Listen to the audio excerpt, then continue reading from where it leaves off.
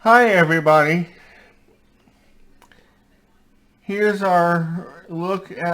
our review of the Rolling Stones uh, CD and Blu-ray Marquee Club 1971. Now before we get started, a reminder that this is being pre-recorded for posting on Sunday at 11:15. Um, in 19 this show took place as part of the Stones 1971 tour, which they embarked on just after or just prior to the release of Sticky Fingers, and the tour only last. It was only a short tour, um, about maybe uh, 18 dates or 20 dates, something like that. One and only had one leg, and to kind of, I think, prepare for the tour, as is the Stones' custom, they played a club show, and it was broadcast.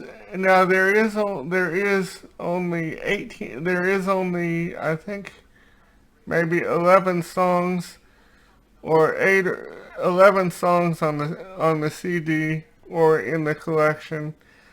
Um, and two of those songs are uh, are retakes, or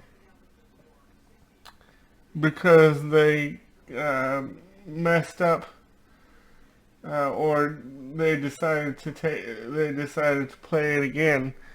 Um,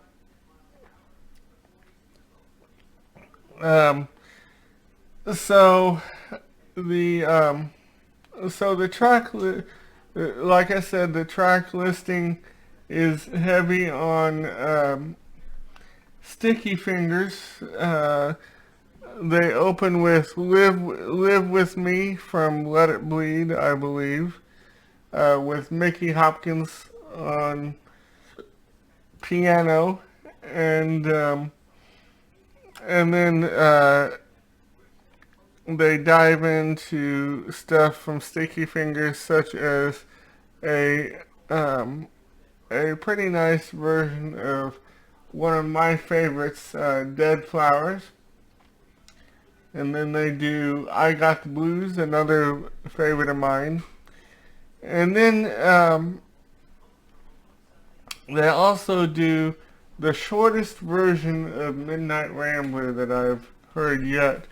I think this one clocks in at around maybe 9 or 10 minutes, and usually the Midnight Ramblers are 12 to 14 minutes long. So it is basically uh, the shortest version of Midnight Rambler that I've heard yet.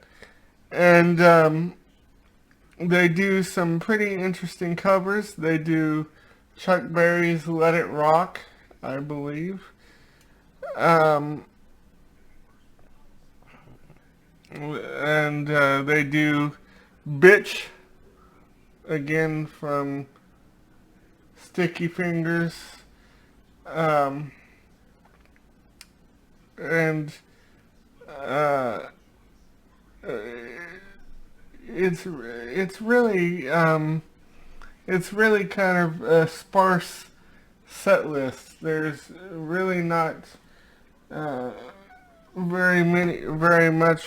Um, it's really one of the shortest Stone shows that I've ever heard, and I think part of the reason is that they were filming and recording, and they were still kind of feeling their way around with the new material. So I think that's part of the reason why the show was so short. because I looked at a set list from the tour, and the tour set list is a lot longer. Um, um, is a lot longer than this club show. Now, as a matter of this show was released as part of the Stones Archive series called From the Vault on June 22nd of 2015. Um, um, and the instrumentation, along with the sparseness of the set list, the instrumentation was also sparse. It it was just the Stones, Mickey Hopkins, and horn players Bobby Keys and Jim Price, I believe. And the Stones lineup was Mick, Keith, Mick Taylor, Bill Wyman, and Charlie Watts. So Mick Taylor was still in the band. Actually, he wouldn't leave the band till I think 73. Um, but um, but if you're interested in like the um, this is a really good document to peruse if you're interested in like uh, uh, early 70s Stones right before they re-exploded, as it were, onto the scene with Sticky Fingers and Exile on Main Street.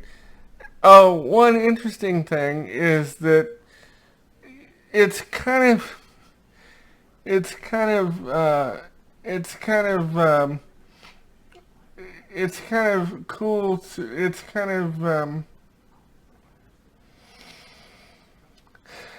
of strange to hear um, Brown Sugar in its before it became the concert anthem that it would eventually uh, become. And it's kind of interesting to hear it not get this massive response that it normally gets. And I think it's kind of cool for me to hear Mick introduce it as like, I think he says it's a new song or something, but because I always think of how popular it is now, and it's kind of interesting to hear it played live before it exploded in popularity. And one more interesting note is that this is the last time that they would play Satisfaction for a while live, or around the last time, uh, because I had heard in an interview that Keith gave on one of the DVDs. I can't remember which, or maybe it was on a Stones documentary or something, where he said that they didn't play Satisfaction live too much.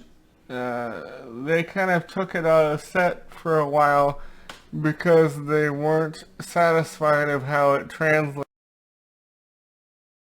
meaning they weren't satisfied with their performance of it on stage, and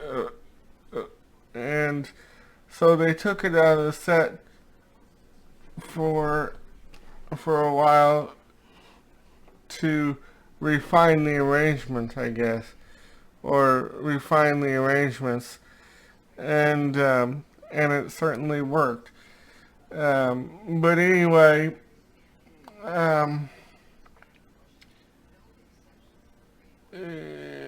like I said, this was released on June 22nd, 2015, and I give it about 5 stars, and if you're a Stones fan, you will definitely enjoy this. Enjoy the CD and Blu-ray.